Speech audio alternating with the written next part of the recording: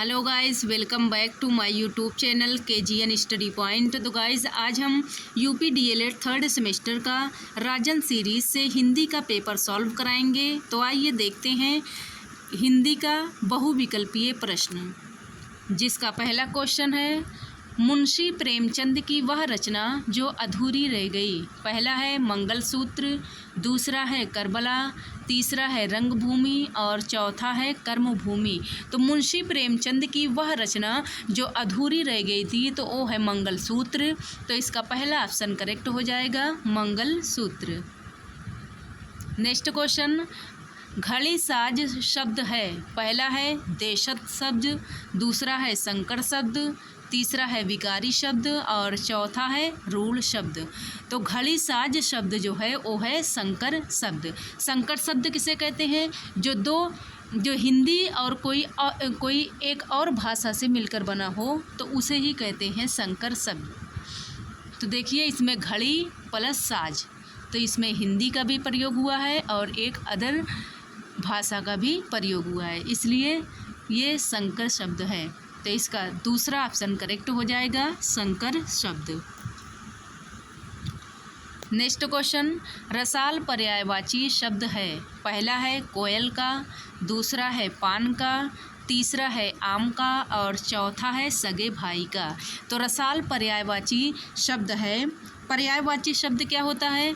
जिसे हम समानार्थी शब्द भी कहते हैं, जिसके समान अर्थ प्रकट हों उन्हें पर्यायवाची शब्द कहते हैं। तो रसाल जो है वो आम का पर्यायवाची शब्द है। तो इसका तीसरा ऑप्शन करेक्ट हो जाएगा, आम का। नेक्स्ट क्वेश्चन, प्राथमिक स्तर पर बच्चों में भाषा का विकास किया जाना चाहिए। पहला है वर्णमाला के द्वारा, दूसरा है लेखन के द्वारा, तीसरा है वार्तालाप के द्वारा और चौथा है सुलेख के द्वारा। तो प्राथमिक स्तर पर बच्चों में भाषा का विकास किया जाना चाहिए वर्णमाला द्वारा। तो इसका पहला ऑप्शन करेक्ट हो जाएगा, वर्णमाला। वर्णमाला किसे कहते हैं? तो वर्णों के व्यवस्थित समूह को ही वर्णमाला कहते हैं। नेक्स्ट क्वेश्चन, रात्रि का पर्याय नहीं है। पहला है यामिनी, दूसरा है विभावरी, तीसरा है रैन और चौथा है सौदामिनी। तो देखिए, रात्रि का पर्यायवाची यामिनी, विभावरी, रैन सभी हैं। तो इसमें अगर कोई नहीं है तो वो है सौदामिनी, क्योंकि सौदामिनी जो है वो है बिजली का पर्यायवाची शब्द। तो इसलिए सौदामिनी इसमें करेक्ट आंसर होगा। और प्लीज़ अगर हमारे चैनल को सब्सक्राइब नहीं किए हैं तो चैनल को सब्सक्राइब कीजिए, लाइक कीजिए, शेयर कीजिए। और प्लीज़ वीडियो को लास्ट तक ज़रूर देखिए। हो सकता है कोई भी एक क्वेश्चन आपके पेपर में आ जाए तो इसमें आप ही का फ़ायदा होगा, तो इसलिए वीडियो को लास्ट तक ज़रूर देखिए। तो चलिए देखते हैं इसका अगला क्वेश्चन। विमुख का विपरीतार्थक शब्द है। पहला है अमुख, दूसरा है उन्मुख, तीसरा है सुमुख और चौथा है निर्मुख। तो विमुख का विपरीतार्थक शब्द है उन्मुख। विपरीतार्थक शब्द मतलब कि विपरीत अर्थ, जिसको बोलते हैं विलोम शब्द। तो विमुख का विलोम शब्द हो जाएगा उन्मुख। तो इसका दूसरा ऑप्शन करेक्ट हो जाएगा, उन्मुख। नेक्स्ट क्वेश्चन, आँखें खुलना मुहावरे का अर्थ है। पहला है आँख से दिखना, दूसरा है जल्दी से उठना, तीसरा है होश में आना और चौथा है समय पर जागना। तो आँखें खुलना मुहावरे का अर्थ है होश में आना। तो इसका तीसरा ऑप्शन करेक्ट हो जाएगा, होश में आना। नेक्स्ट क्वेश्चन, अत्यधिक शब्द में प्रयुक्त उपसर्ग है। पहला है अत्य, दूसरा है अत, तीसरा है अति और चौथा है आ। तो अत्यधिक में प्रयुक्त उपसर्ग है। तो अत्यधिक बना किससे है? अतिधन अधिक, इसमें यण संधि है और अति उपसर्ग का प्रयोग किया गया है। तो अतिधन अधिक। तो इसका तीसरा ऑप्शन करेक्ट हो जाएगा, अति। नेक्स्ट क्वेश्चन, निम्नलिखित में से सभी शब्द समूह बादल के पर्यायवाची शब्द हैं। पहला है जलज, नीरज, अम्बुज। दूसरा है जलद, नीरज, अम्बुद। तीसरा है जलधि, नीरधि, जलज। और चौथा है मेघ, घन, वारिद। तो देखिए बादल का पर्यायवाची शब्द हमको देखना है। तो कमल और बादल का पर्यायवाची शब्द में थोड़ा सा ही डिफरेंट होता है। जैसे लास्ट का अक्षर जा, कमल में लास्ट अक्षर जलज का कमल का जलज होगा और बादल का हो जाएगा जलद, जा के स्थान पर हो जाएगा दा। तो जैसे ये जलज, नीरज, अम्बुज, तो जितने में लास्ट में जा आया है तो वो है कमल का पर्यायवाची शब्द। तो देखिए इस तरह पहला ऑप्शन इसका कट जाएगा। दूसरा है जलद, तो इसका लास्ट अक्षर दा है, तो ये है बादल का। दूसरा है नीरज, ये कमल का है। और तीसरा है अम्बुद। तो इसमें देखिए दो तो है बादल का पर्यायवाची, लेकिन ये तीसरा जो है नीरज, ये कमल का पर्यायवाची शब्द है, तो इसलिए ये भी गलत हो जाएगा। तीसरा है जलधि, नीरधि, जलज। तो देखिए जलधि, नीरधि ये समुद्र का पर्यायवाची शब्द है, जलज कमल का पर्यायवाची है, तो ये भी नहीं हो सकता। और चौथा क्या है मेघ, घन, वारिद। तो देखिए बादल को मेघ, घन, वारिद सभी कहते हैं, तो इसलिए इसका चौथा ऑप्शन करेक्ट हो जाएगा, मेघ, घन, वारिद। नेक्स्ट क्वेश्चन, कबीर दास जी किस काव्य धारा के कवि हैं? पहला है प्रेम मार्गी, दूसरा है ज्ञान मार्गी, तीसरा है कृष्ण मार्गी और चौथा है राम मार्गी। तो देखिए कबीरदास जी जो हैं वो है ज्ञान मार्गी काव्य धारा के कवि।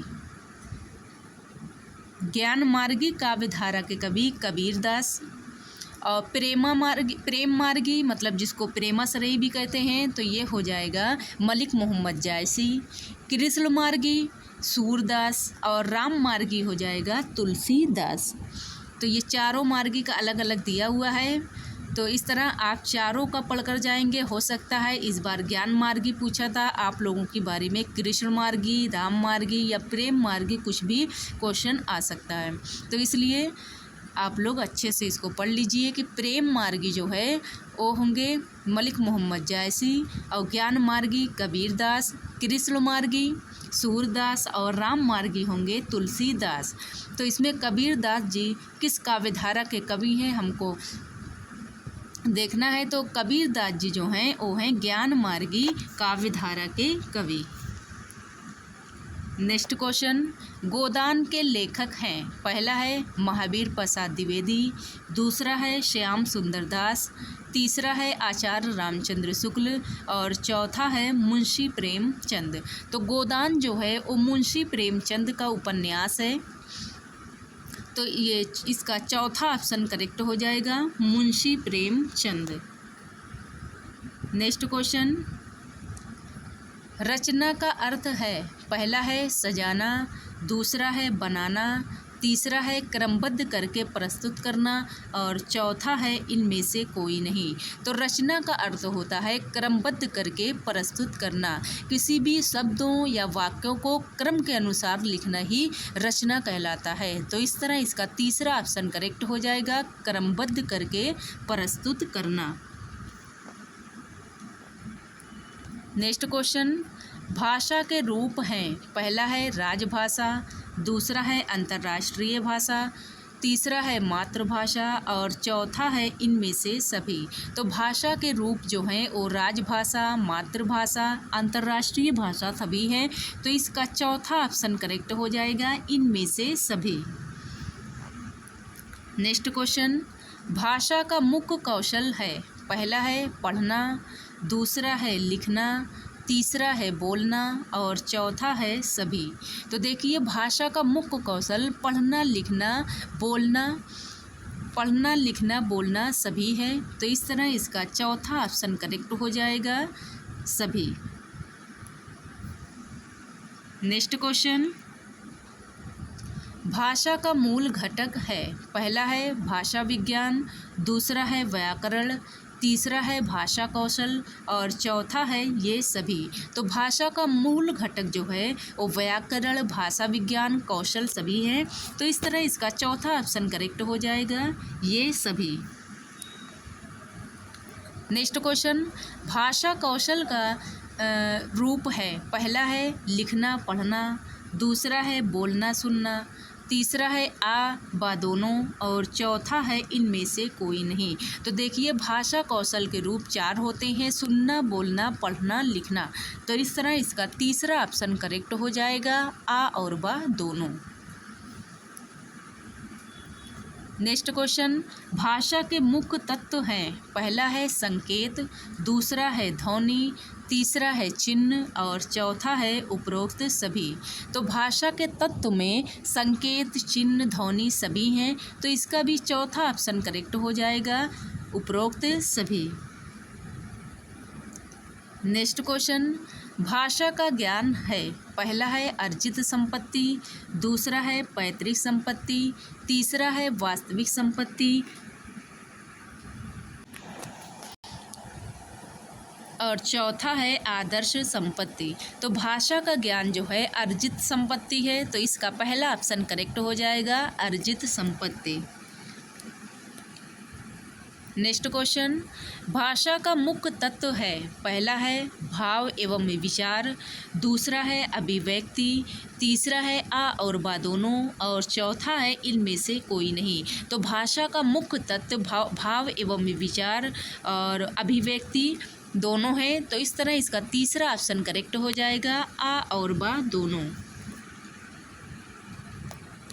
नेक्स्ट क्वेश्चन, भाषा एवं विचारों में अभिव्यक्ति का प्रवाह प्रयुक्त होता है, पहला है सुनने में, दूसरा है पढ़ने में, तीसरा है बोलने में और चौथा है सभी में। तो भाषा एवं विचारों में अभिव्यक्ति का प्रवाह प्रयुक्त होता है बोलने में। तो इसका तीसरा ऑप्शन करेक्ट हो जाएगा, बोलने में। नेक्स्ट क्वेश्चन, मूल्यांकन के कितने पक्ष होते हैं, पहला है 2, दूसरा है 3 और तीसरा है 1, चौथा है 4। तो मूल्यांकन के 3 पक्ष होते हैं। तो इसका दूसरा ऑप्शन करेक्ट हो जाएगा, 3। नेक्स्ट क्वेश्चन, कौशल की कुशलता को भागों में बांटा जा सकता है, पहला है 2, दूसरा है 3, तीसरा है 4 और चौथा है 6। तो कौशल की कुशलता को 4 भागों में बांटा जा सकता है। तो इसका तीसरा ऑप्शन करेक्ट हो जाएगा, 4 भागों में बांटा जा सकता है। नेक्स्ट क्वेश्चन, मूल्यांकन का अर्थ है, पहला है बुद्धि का मापन, दूसरा है स्वास्थ्य की जांच, तीसरा है छात्र के शैक्षिक लक्ष्यों की प्राप्ति की जांच और चौथा है ये सभी। तो मूल्यांकन का अर्थ जो है वो छात्र के शैक्षिक लक्ष्यों की प्राप्ति की जांच करना है। तो इस तरह इसका तीसरा ऑप्शन करेक्ट हो जाएगा, छात्र के शैक्षिक लक्ष्यों की प्राप्ति की जांच। नेक्स्ट क्वेश्चन, मूल्यांकन एक निरंतर चलने वाली प्रक्रिया है, यह कथन है, पहला है कोठारी आयोग, दूसरा है यूजीसी, तीसरा है एनसीईआरटी और चौथा है मुदालियर कमीशन। तो मूल्यांकन एक निरंतर चलने वाली प्रक्रिया है, यह कथन एनसीईआरटी का है। तो इसका तीसरा ऑप्शन करेक्ट हो जाएगा, एनसीईआरटी। नेक्स्ट क्वेश्चन, मूल्यांकन एक सतत प्रक्रिया है, यह शिक्षा की संपूर्ण प्रणाली का आवश्यक अंग है और शिक्षा के उद्देश्यों के साथ पूर्ण रूप से संबंधित है, कथन है, पहला है कोठारी कमीशन का, दूसरा है मुदालियर कमीशन का, तीसरा है नई शिक्षा नीति का और चौथा है राममूर्ति कमेटी का। तो मूल्यांकन एक सतत प्रक्रिया है, यह शिक्षा की संपूर्ण प्रणाली का आवश्यक अंग है, यह कथन कोठारी कमीशन का है। तो इसका पहला ऑप्शन करेक्ट हो जाएगा, कोठारी कमीशन का। नेक्स्ट क्वेश्चन, मूल्यांकन के अंतर्गत व्यक्ति या समाज या दोनों की दृष्टि से जो अच्छा है अथवा वांछनीय है उसे मानकर चला जाता है, कथन है, पहला है टारगर्सन तथा एडम्स का, दूसरा है रेमर्स व गेज का, तीसरा है क्वालेन तथा हन्ना का और चौथा है NCERT का। तो मूल्यांकन के अंतर्गत व्यक्ति या समाज या दोनों की दृष्टि से जो अच्छा है अथवा वांछनीय है उसे मानकर चला जाता है। यह कथन रैमर्स व गेज का है। तो इसका दूसरा ऑप्शन करेक्ट हो जाएगा, रैमर्स व गेज का। नेक्स्ट क्वेश्चन, मूल्यांकन अनुरूप है। पहला है उद्देश्यों के, दूसरा है परिविधि के, तीसरा है विधि के और चौथा है सिद्धांतों के। तो मूल्यांकन विधि के अनुरूप है, तो इसका तीसरा ऑप्शन करेक्ट हो जाएगा, विधि के अनुरूप। नेक्स्ट क्वेश्चन, मूल्यांकन को उपकरण व परिविधियों के उद्देश्यों के अनुरूप विभाजित किया जाता है। पहला है 4 वर्गों में, दूसरा है 6 वर्गों में, तीसरा है 8 वर्गों में और चौथा है 2 वर्गों में। तो मूल्यांकन को उपकरण व परिविधियों के उद्देश्यों के अनुरूप 4 भागों में विभाजित किया जाता है। तो इसका पहला ऑप्शन करेक्ट हो जाएगा, 4 वर्गों में। नेक्स्ट क्वेश्चन, मूल्यांकन का क्रियात्मक पक्ष है। पहला है घटनाओं का ज्ञान, दूसरा है प्रतिक्रिया करना, तीसरा है चरित्रीकरण और चौथा है स्वाभाविकरण करना। तो मूल्यांकन का क्रियात्मक पक्ष स्वाभाविकरण करना है। तो इसका चौथा ऑप्शन करेक्ट हो जाएगा, स्वाभाविकरण करना। इसका लास्ट क्वेश्चन है, शैक्षिक उद्देश्यों को बालक द्वारा किस सीमा तक प्राप्त कर लिया जाता है। यह ज्ञात करने की व्यवस्थित प्रक्रिया को मूल्यांकन की संज्ञा दी जाती है। मूल्यांकन की यह परिभाषा दी है। पहला है टोरगर्सन एवं एडम्स, दूसरा है डांडेकर, तीसरा है JW राइटस्टोन और चौथा है ब्रेडफील्ड एवं मर्डोक। तो शैक्षिक उद्देश्यों को बालक द्वारा किस सीमा तक प्राप्त कर लिया जाता है, यह ज्ञात करने की अभिव्यक्ति प्रक्रिया को मूल्यांकन की संज्ञा दी जाती है। मूल्यांकन की यह परिभाषा डांडेकर ने दी है। तो इसका दूसरा ऑप्शन करेक्ट हो जाएगा, डांडेकर। तो मिलते हैं आप सभी से नेक्स्ट वीडियो में। धन्यवाद।